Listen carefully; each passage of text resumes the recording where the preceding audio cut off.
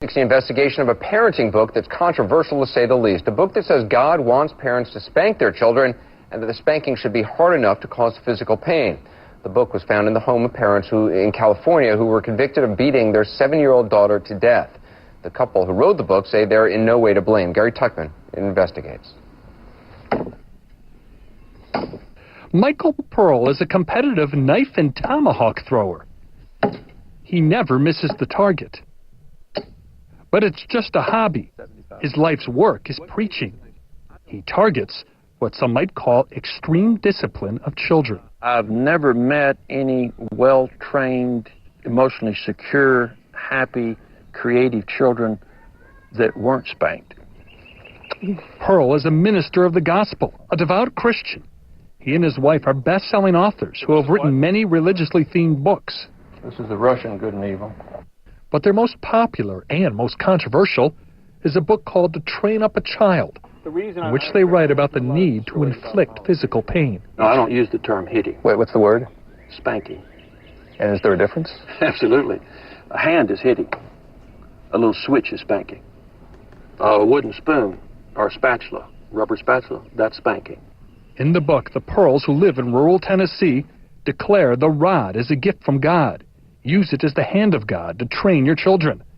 They say any spanking to effectively reinforce instruction must cause pain. This couple believed in the Pearls. Kevin and Elizabeth Schatz, parents of 9 children, read their book. As a matter of fact, the book was found in their house and put in an evidence bag after the California couple pummeled one of their daughters for hours. 7-year-old Lydia Schatz, who had been adopted from Liberia, died after suffering horrific injuries all over her body. Mike Ramsey is the district attorney in Butte County, California. What we're talking about was, and as we charged, torture over hours. This past spring, the Schatzes pleaded guilty to the killing of their daughter Lydia and seriously injuring her older sister Zariah. These are photos of some of the sisters' wounds, the marks left by the rods, many of the images too gruesome to show. The Schatzes said they also regularly beat their other children. We're covering the faces of the survivors to protect their privacy. No, the book was there. It was underlined, underscored, and very There's no question in your mind that this book by the Pearls influenced the Schatzes to beat, brutalize, and terrorize their children? None at all. No question. No question.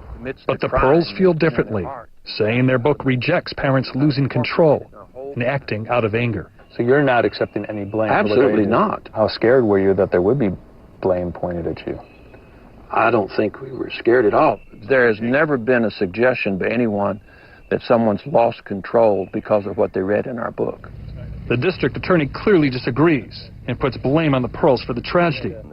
But he acknowledges that's about as far as he can go. Was there ever any consideration at exploring legal charges against the Pearls?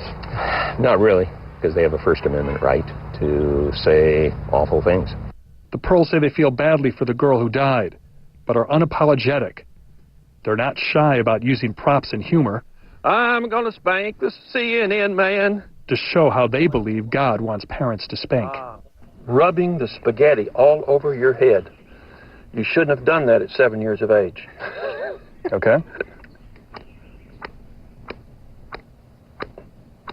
Yeah, but that hurts, and I'm 50. Okay. I mean, I. But there aren't any marks on you? No, there's no. But you would hit a 5-year-old like that? Yeah, sure. The Pearls say you can never be too young for some physical pain. For example, when a baby bites during breastfeeding. I would gently pull their hair, very gently, but it's enough to make them let go. The spankings with various objects, say the Pearls, are actually done out of love. The Pearls appear to be staying prolific with their writings and preachings. They say they are now simultaneously writing 4 new books. There is no indication that any controversy slows them down. And why should it, say the Pearls? They say it worked for their children, and most importantly, this is what God wants. We don't punish our children, but we sometimes need to get their attention. The 8 surviving Schatz children are now all in foster homes. They and their sister Lydia certainly got our attention.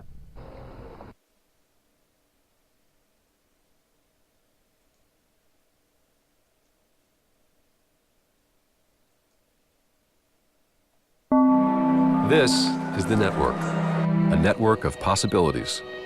In here, the planned combination of AT&T and T-Mobile would deliver our next-generation mobile broadband experience to 55 million more Americans, many in small towns and rural communities, giving them a new choice.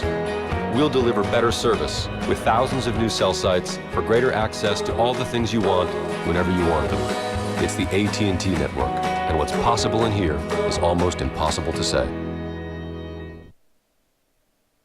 Remember when we move to the carpet, we sit in rows? It's hard to understand for some why 22-year-old Tamika Bethel